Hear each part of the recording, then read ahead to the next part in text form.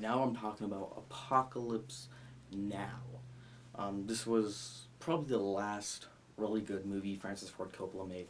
I forgot to mention this in the last review, but people were like, Francis Ford Coppola is one of the greatest directors ever, and I can't really argue with that because he's made The Godfather, Apocalypse Now, The Conversation, Godfather Part Two, but the Outsiders, that one might have been in the '80s. But pretty much all the great movies he made were all in the '70s. So he's really just the greatest director of the '70s. Um, I would say Steven Spielberg, even though I would consider him a better director because he made great movies in the '70s, '80s, '90s, kind of the 2000s, and even in the 2010s. He made Lincoln and some good movies there. But so, but I do respect Francis Ford Coppola because he didn't just make any movie. He always made movies he wanted to make, like was it Jack or something like that. He just wanted to make movies he wanted to make. So, anywho, Apocalypse Now. This is a story about Martin Sheen, who's actually Charlie Sheen's dad. I never knew that. Is sent off to kill this rogue colonel. He's just, they say he killed some people or whatever, and he's off to go kill him during the Vietnam War, and he's basically going down this river with a few guys, and the story was very interesting, and it brings up a lot of things like, they're going to kill a guy who killed a guy in a war. It's like almost kind of ridiculous at times if you think about it. But I watched the Redux version of it because that was just the only version I can find. From what I've heard, the theatrical is better, and I'm sure it is because all the scenes that I'm pretty sure weren't in the original, I don't think really needed to be in there. So just watch the theatrical version if you know. Anyways, so I'm gonna start off with the negatives. I don't know why. I like to start off with the negatives. Just get the bad stuff out of the way.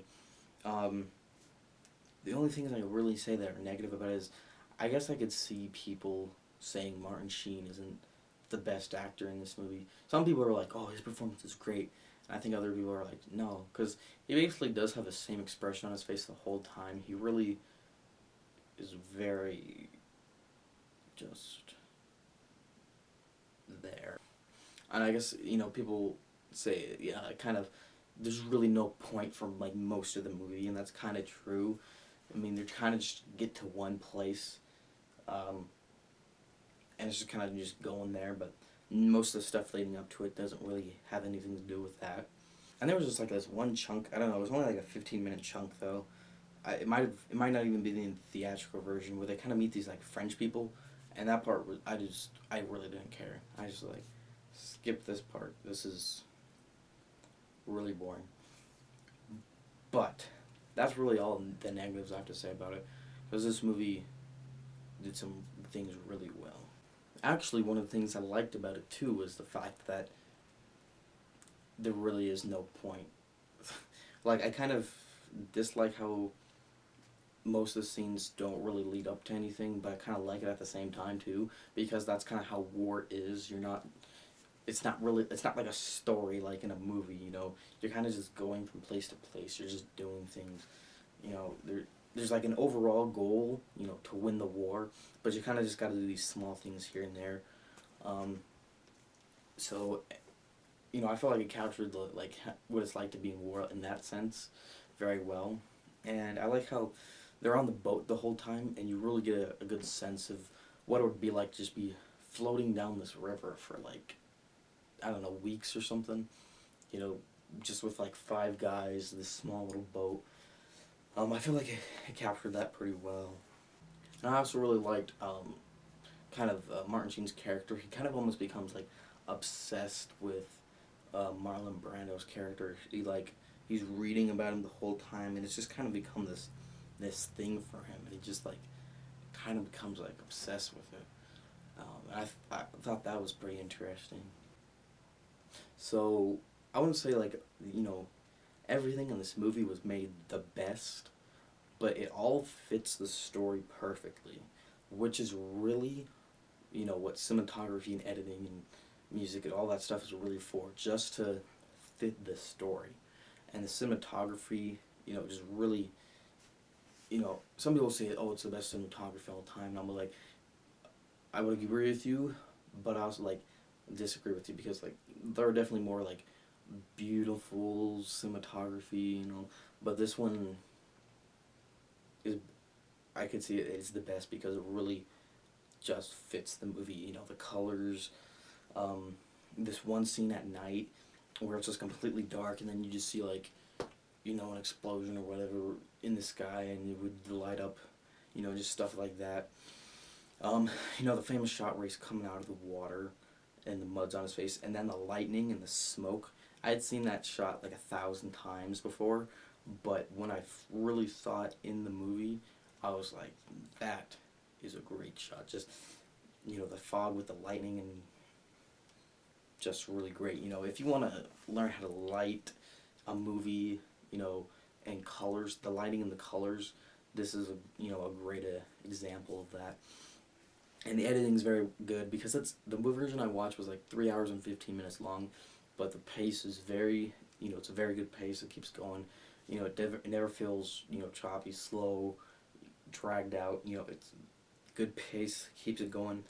Um, you know, all that. And the music in this movie fits so well. Uh, you know, I thought the music in the it was really good. But the thing I liked most about this movie was kind of um, the way it looks at what war does to people. Because you look at I don't know, the colonel general, not general, he wasn't a general, but the guy in the beginning of the movie. You know, I love the smell of napalm in the morning. That guy, you know, that guy, he basically is like desensitized to war. Like he was more concerned about surfing than, you know, these people over here fighting. You know, I thought that was really, you know, interesting. I keep saying really interesting. I need a better word. Anywho, um, and just, you know, the whole time I was watching it, I'm like, this guy is crazy. You know, like how much war do you have to live through to be at a point where you're more like, oh, yeah, they're shooting some people up. Let's just hit the waves. And Martin Sheen's character, you know, in the beginning of the movie, he kind of is saying that he, you know, went home, but he wanted to come back to war. You know, it was like, what kind of things, you know, is that, you know, like, I don't even know how to explain that. It's just like, you, you gotta be so messed up to want to go back, you know. And then of course Marlon Brando's character is just like crazy by the end. You know, that's kind of why they're going out there because he's just like this crazy guy. Uh, but you know, the whole movie overall, I was enjoying it.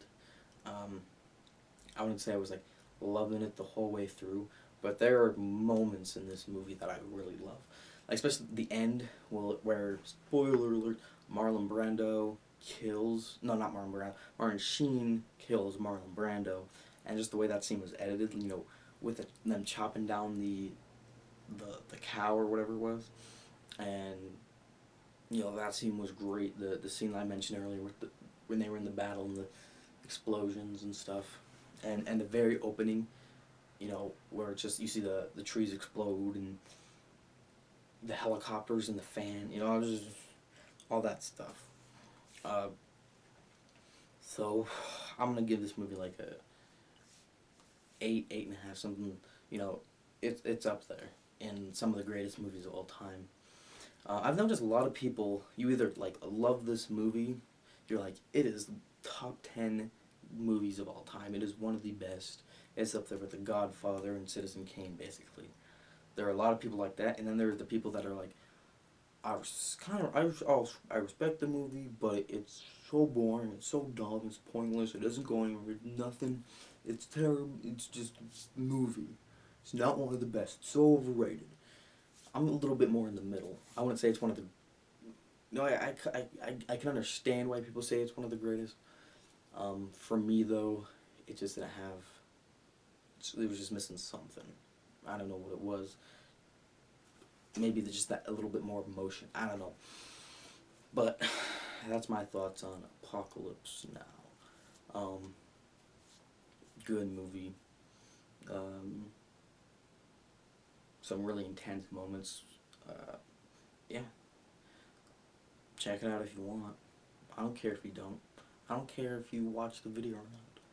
I'm just doing this for me, alright? So chill out. Alright, that's all I gotta say about that.